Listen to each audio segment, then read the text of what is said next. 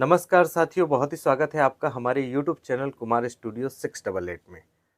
आपको पता है कि हम मध्य प्रदेश के सामान्य ज्ञान पढ़ रहे हैं और सामान्य ज्ञान बहुत ही इम्पोर्टेंट है क्योंकि मध्य प्रदेश में वैकेंसियों का दौर है और अगर आप वैकेंसी की तैयारी नहीं कर रहे हैं तो कल आपका हक आपसे कोई छीन कर ले जाएगा। इसलिए आज है, आज जितना है उतना तैयारी कर लो। आज का दिन ही महत्वपूर्ण है, कल किसी ने कुछ नहीं देखा।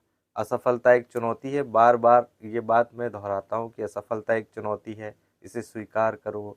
क्या कमी रह गई है देखो, खुद में सुधार करो। जब तक न सफल हो तुम, नींद चैन को त्यागो तुम, संघर्ष का मैदान मत छोड़ भागो तुम, कुछ किए बिना ही जय जयकार नहीं होती और कोशिश करने वालों की कभी हार नहीं होती। तो यकीन मानिए आपकी भी हार नहीं होगी। मध्य प्रदेश में बहुत सारी वैकेंसियां हैं और उन वैकेंसियों की तैयारी आप करें। तो आज के वीडियो में हम पढ़ेंगे मध्य प्रदेश में समाचार पत्र और पत्रिकाएं। तो देखेंगे कि क्या क्वेश्चन बन सकते हैं समाचार पत्र एवं पत्रिकाओं से। यहाँ से डेफिनेटली क्वेश्चन बनते हैं और बहुत सारे बच्चे छोड़ के आ जाते हैं क्योंकि ये टॉपिक बहुत लंबा है। लंबा ऐसा है कि मराठी अखबार और तो बहुत सारे अखबार कौन कहाँ से निकला, कौन संपादक था, ये सारी चीज़ें याद रखना थोड़ा सा मुश्किल चीज़ है। उस दौर में मुश्किल चीज़ जब हम अखबार की दुनिया से अलग हो चुके हैं, हम इंटरनेट की दुनिया में आ गए हैं। हर छोटी से बड़ी चीज़ें हम इंटरनेट में सर्च कर लेते हैं तो अखबार की अहमियत बची नहीं है।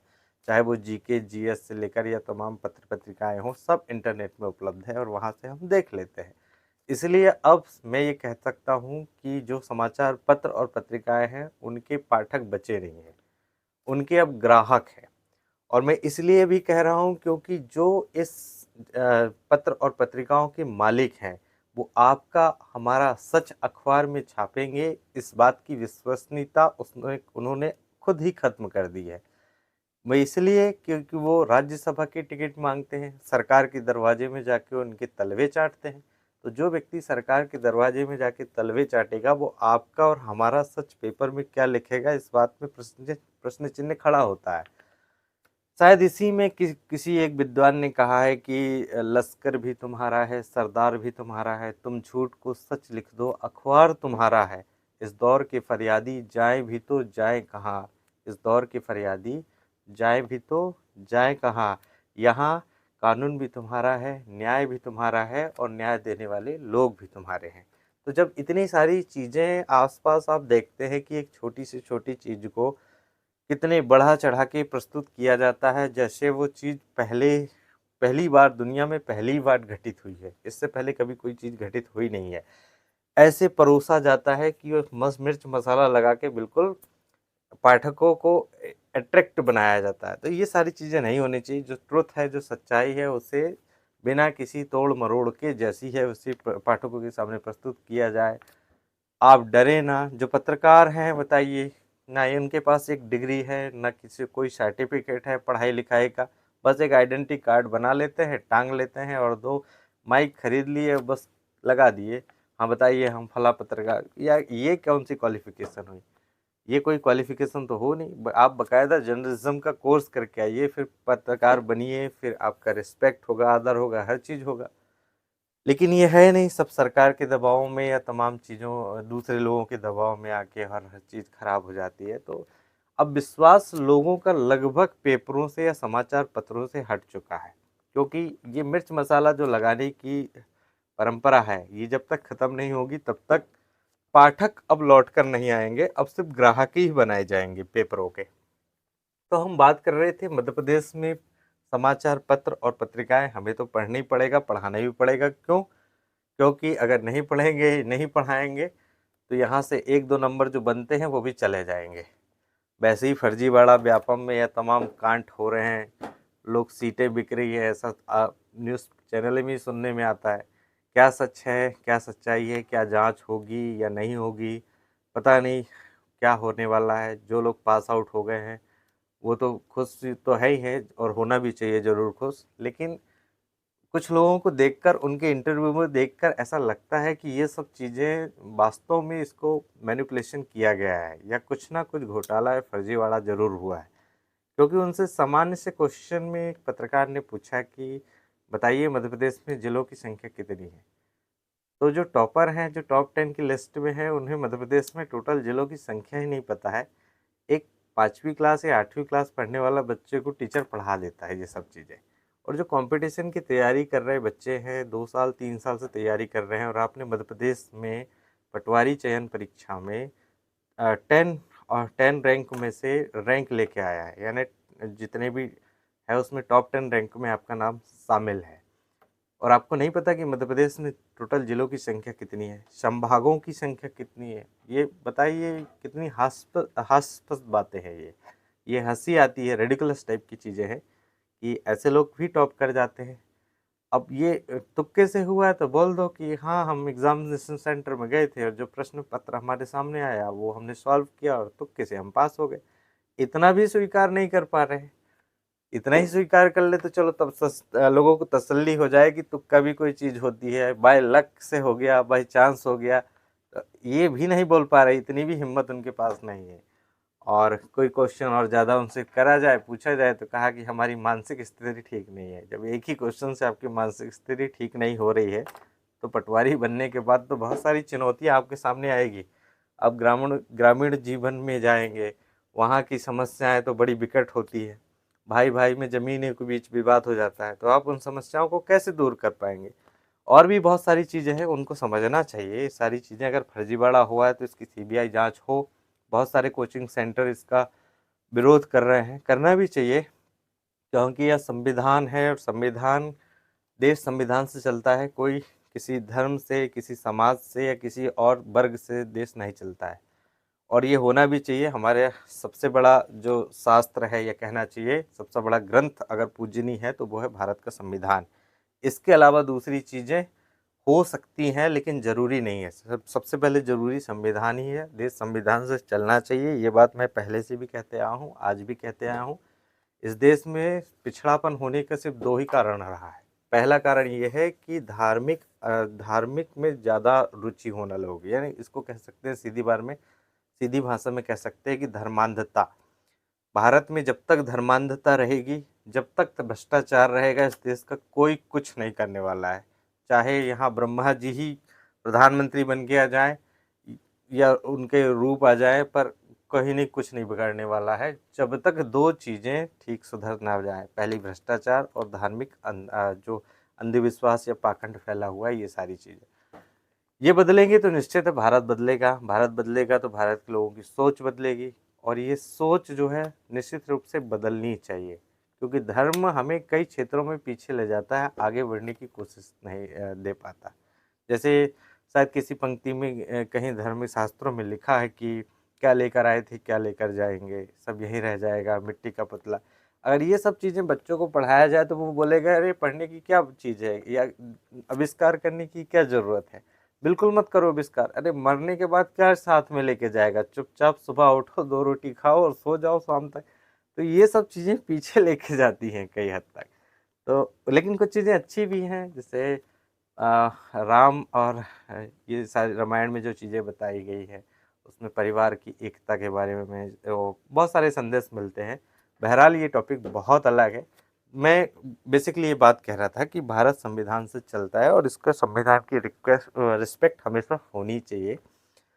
धार्मिक आधार पर भड़काना, बरगलाना, ये सारी चीज़ें बेकार की चीज़ें हैं। और जो हमारे पॉलिटिशियन हैं, अगर वो ये वीडियो देख रहे हैं या सुन रहे हैं, तो उनको हाथ जोड़कर विनती है कि कम से कम धर्म के मामले में या जात पात या किसी और तरीके से लोगों को भटकाने की या उनकी राह को बदलने के प्रयास मत करिए, क्योंकि ये सारी चीज़ें भारत ने बहुत पहले देख चुका है।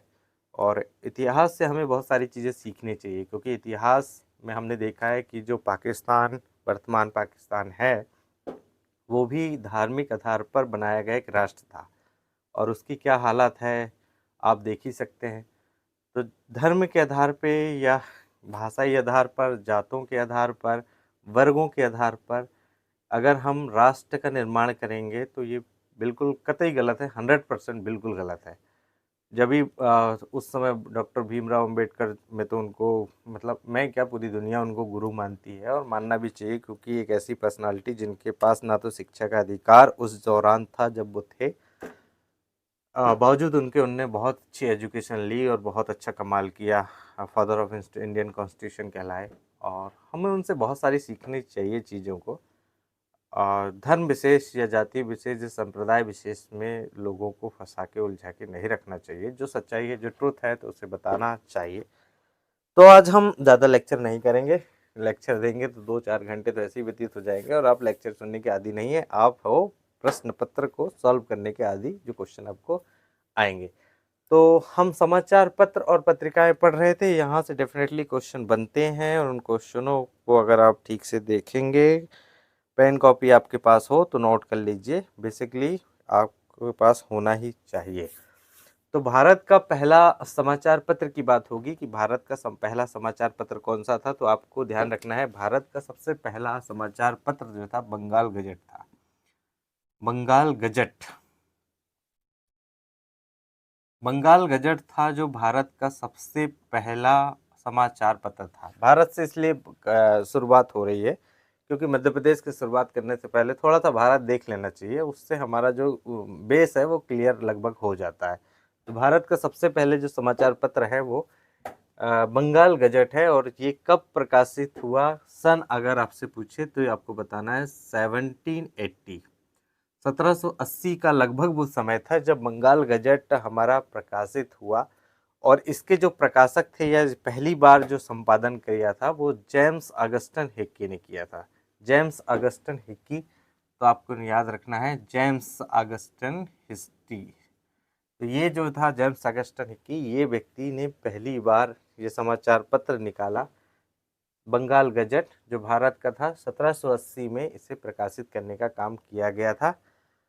ये इस समय भी इसलिए महत्वपूर्ण है क्योंकि ये जो अखबार है ये अंग्रेज व्यक्ति जो ब्रिटिश था, जो ब्रिटेन वहाँ का रहने वाला था, तो उसने ये अखबार निकाला था और भारतीयों को ये मनोबल दिया कि देखो अखबार में भी वो ताकत होती है जो रेवोल्यूशनरी क्रांति करने वाले में होती है।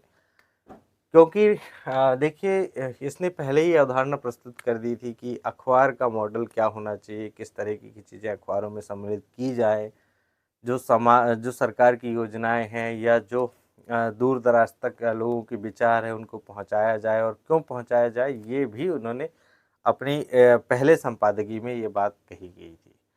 तो उन्होंने एक आदर्श प्रस्तुत किया समाचार पत्रों का। इसके बाद में जो क्रेज आया, आज़ादी के बाद का जो क्रेज रहा वो लगभग तो ठीक था, लेकिन वर्तमान युग का जो क्रेज है, जो हमने देखा है, उस दौरान का तो नहीं देखा, वर्तमान युग का जो क्रेज है वो बहुत ही भयावह है। और ऐसा लगता है कि अगर ये चीज़ें लगातार चलती रहेंगी तो फिर पता नहीं देश का क्या होगा और कैसे कैसे जीवन लोग जी पाएंगे। तो हमने बात करें मध्य प्रदेश का, सॉरी भारत का, बंगाल जो है वो गजट हमारा भारत का पहला समाचार पत्र है जो 1780 में जेम्स ने प्रकाशित किया, जो इसके संपादक थे।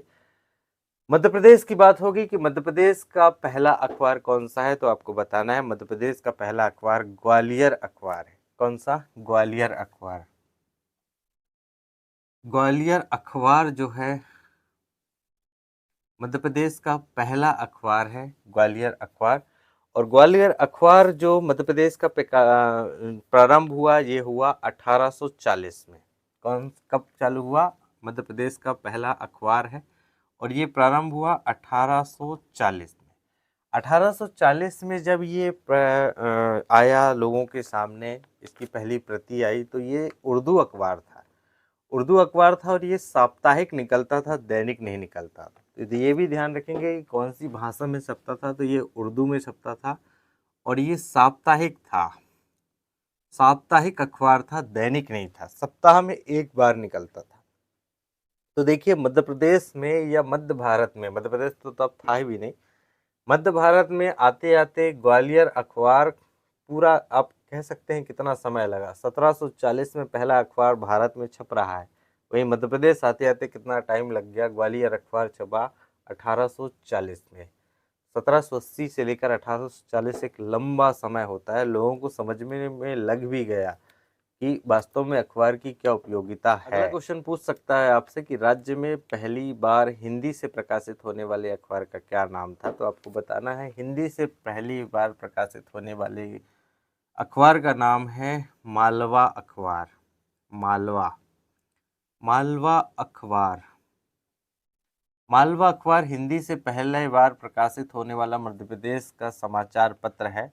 ये हिंदी भाषा में छपता था और इसकी अगर डेट आपसे पूछे तो आपको डेट बताना है 6 मार्च 1848, है ना। 6 मार्च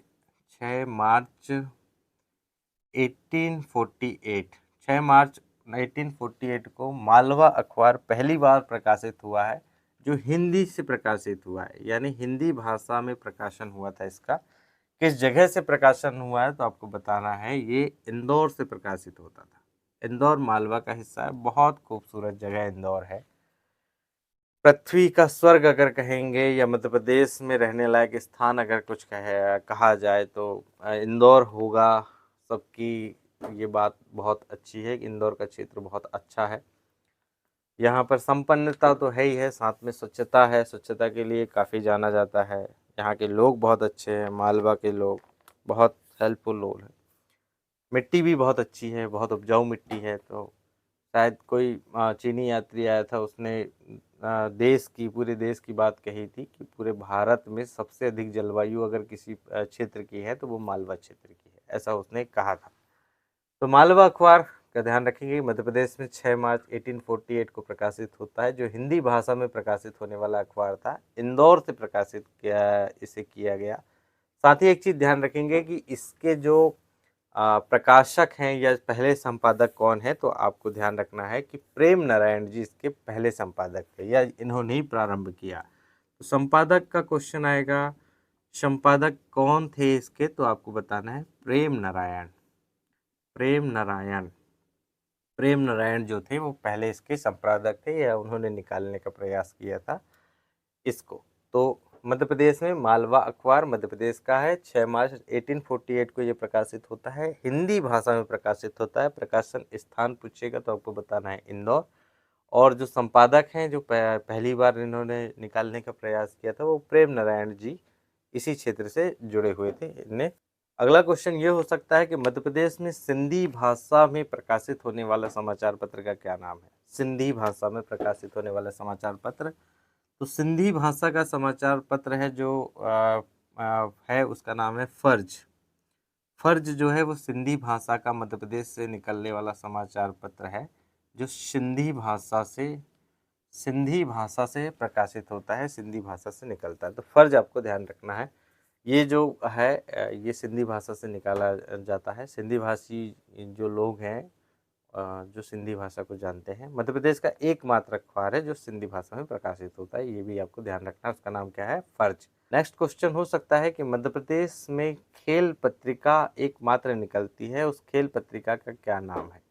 तो आपको खेल पत्रिका के बारे में पता होना चाहिए कि मध्य प्रदेश में एकमात्र खेल पत्रिका है जिसका आपका इंदौर से प्रकाशित होती है, और वो जो पत्रिका है खेल पत्रिका, उसे नई दुनिया नामक का जो पेपर है उसने प्रकाशित करने का काम किया था, और उसका नाम हलचल है।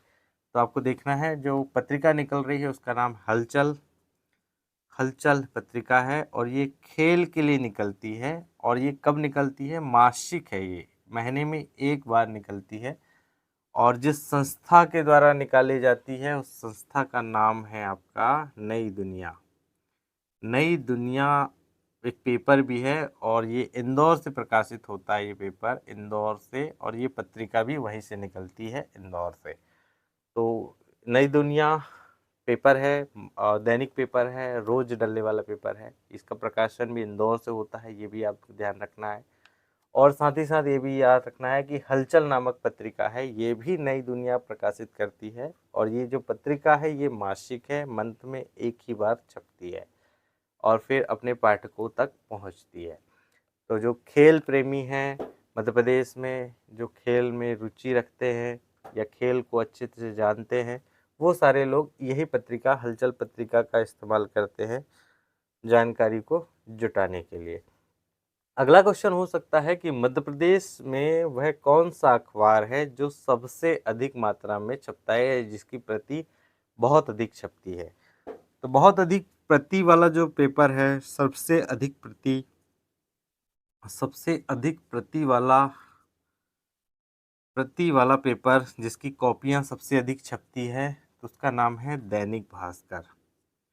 दैनिक भास्कर जो है दैनिक भास्कर जो पेपर है वो मध्य प्रदेश में सर्वाधिक या सबसे अधिक इसकी प्रतियां छपती हैं।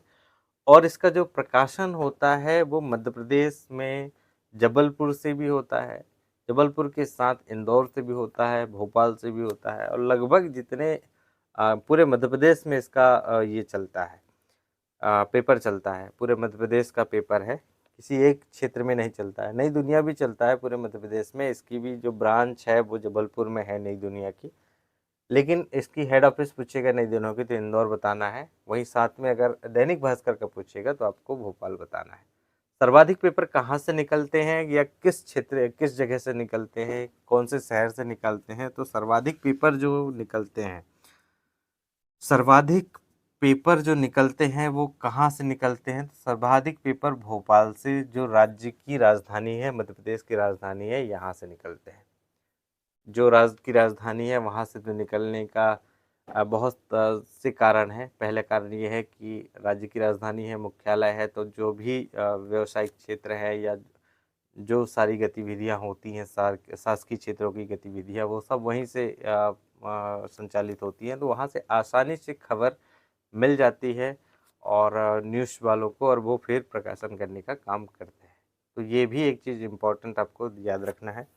दूसरा आपको याद रखना है कि मध्य प्रदेश में रोजगार निर्माण की जो एक पेपर है, जो साप्ताहिक पेपर है, सप्ताह में एक बार आता है, तो वो कहाँ से निकलता है, तो रोजगार निर्माण पेपर जो है वो भोपाल से निकलता है। ये भी ध्यान रखेंगे। रोजगार निर्माण में क्या होता है कि रोजगार निर्माण में जो भी स्टूडेंट फॉर्म डालते हैं या वैकेंसी की वेटिंग कर रहे हैं, तो उन सभी में पूरी विज्ञप्ति रहती है कि किस तारीख को कौन से विभाग में कौन सी वैकेंसी आने वाली है। ये सारी चीज़ें उस पेपर में सब सम्मिलित रहती हैं, और ये सप्ताह में एक बार आता है, साप्ताहिक पेपर है। साप्ताहिक होने के साथ साथ ये पूरे मध्य प्रदेश में छपाया जाता है। यह शासकीय योजनाओं की जानकारी इस पेपर के माध्यम से लोगों तक पहुंचाई जाती है। इसकी अगर बात होगी स्थापना की, तो इसकी स्थापना जो हुई थी रोजगार निर्माण की 1985 में, 1985 में से प्रारंभ किया गया था। और इसकी कहाँ से छपता है, ये भोपाल से छपता है। ये भी आपको साथ में ध्यान रखना है। तो यही जो क्वेश्चन है, अगर आपने लिख नहीं रहे हैं तो लिखते चलिए, ये बहुत इम्पोर्टेंट है। बहुत छाँट छाँट के हम क्वेश्चन आपके लिए लेके आ रहे हैं, क्योंकि बहुत पेपर में तो पढ़ाने के लिए इतना अधिक है, बहुत अधिक है, लेकिन अगर हर क्वेश्चन को पढ़ाया जाए, जो इम्पोर्टेंट नहीं है उसे भी पढ़ा दिया जाए, और फिर कोई मतलब नहीं है, किसी पेपर में आता है किसी पेपर में नहीं आता, तो जो बहुत वेरी इंपॉर्टेंट है उसी को पढ़ाया जाए, जिससे आपकी मदद बहुत अच्छे से हो पाए। अगला क्वेश्चन हो सकता है कि मध्य प्रदेश में माधव राव की स्मृति में बनाए गए जो पत्रकार स्मृति संग्रहालय है या समाचार पत्र संग्रहालय है, वो कहाँ है, तो माधवराव की स्मृति में जो समाचार पत्र का संग्रहालय बनाया गया है ये भोपाल में है। तो ये भी क्वेश्चन आपको ध्यान रखना है कि माधवराव की स्मृति में बनाया गया समाचार पत्र का संग्रहालय कहाँ है। साथ में अगर इसकी स्थापना अगर पूछेगा तो आपको ध्यान रखना है, स्थापना इसकी हुई थी 19 जून 1984 को, यानी 19 जून 1984 को इसकी स्थापना हो जाती है माधवराव संग्रहालय की, जिसमें पेपर की कटिंग, उनकी पत्रियाँ जो हाइलाइट्स रहती है या उससे संबंधित चीज़ें, जो पेपर से संबंधित चीज़ें हैं, किसी को अवार्ड या नॉमिनेशन और सारी संगोष्ठियाँ वगैरह जो होती है वो सब यही होती है। स्मृति रखी जाती हैं पत्रकारों की। ये सब चीज़ें माधवराव स्मृति समाचार पत्र संग्रहालय भोपाल में है। तो ये भी क्वेश्चन आपके लिए बहुत इम्पोर्टेंट है। अगला क्वेश्चन पत्रिका से आएगा कि एक बहुत सारा ये हर बार ये पेपर में पूछता है कि आपको माखनलाल चतुर्वेदी ने कौन सी पत्रिका प्रारंभ की थी। तो माखनलाल चतुर्वेदी की आपको ध्यान रखना है, कर्मवीर नाम की एक पत्रिका थी, इसका प्रकाशन माखनलाल चतुर्वेदी के द्वारा किया गया था और पहली बार इसका प्रकाशन 1920 में हुआ था। माखनलाल चतुर्वेदी की जो कर्मवीर पत्रिका है उसका प्रकाशन पहली बार 1920 में हुआ था। बाद में 1935 में इसे खंडवा से प्रकाशित किया जाने लगा था।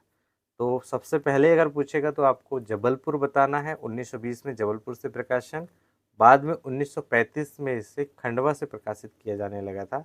माखनलाल चतुर्वेदी स्वयं इसके संपादक थे, उन्होंने ही ये पत्रिका निकाली थी और ये लगभग ये क्वेश्चन बहुत ही बार पूछा गया है, बहुत सारी चीज़ों में लगभग पेपर में ये आता ही आता है। कर्मवीर का नाम तो आता ही है, तो या तो कहाँ से निकला है ये पूछेगा, किसने निकाला है ये पूछेगा, या किस सन में निकाला गया ये पूछेगा, या 2 बार अलग अलग जगहों से प्रकाशित होने वाली पत्रिका माखनलाल चतुर्वेदी की कौन सी थी, ऐसा पूछेगा। तो आपको ध्यान रखना है 1920 में जबलपुर से प्रकाशित होता है, 1935 में खंडवा से प्रकाशित होता है, साथ ही साथ माखनलाल चतुर्वेदी ने प्रकाशन किया था और क्या नाम है इसका, तो इसका नाम है कर्मवीर। तो ये भी क्वेश्चन आपके लिए बहुत इम्पोर्टेंट है।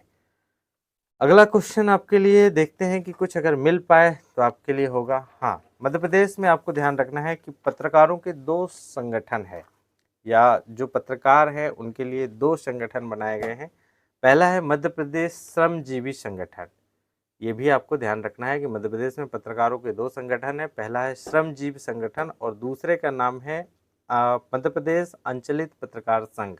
मध्य प्रदेश अंचलित पत्रकार संघ ये दूसरा है, पहला है मध्य प्रदेश श्रमजीवी पत्रकार संघ। तो ये आपको ध्यान रखना है कि मध्य प्रदेश में पत्रकारों के कितने संघ हैं या कितने यूनियन हैं, ये क्वेश्चन आएगा तो आपको बताना मध्य प्रदेश में 2 पत्रकारों के संघ है, ये आपको ध्यान रखना है।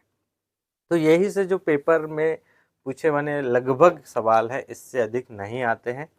अगर आएंगे तो हम आपको अपडेट करेंगे, समय समय पे अपडेट करते रहते हैं। अगर ये वीडियो आपको अच्छा लगा है, आज मन नहीं था ज़्यादा लेकिन बनाने का, फिर भी कोशिश किए बनाने के लिए कि सीखने की परंपरा लगातार जारी रहनी चाहिए, ऐसा हमारा मानना है। और सीखने की परंपरा जारी रहनी चाहिए, ऐसे सीखने वाले की ये भी है। तो हम सीख रहे हैं और सिखा भी रहे हैं, दोनों चीज़ साथ में। हम तो क्या सिखा सकते हैं, दुनिया में अगर सबसे शून्य इंसान कोई होगा तो मैं अपने आप खुद को मानता हूँ।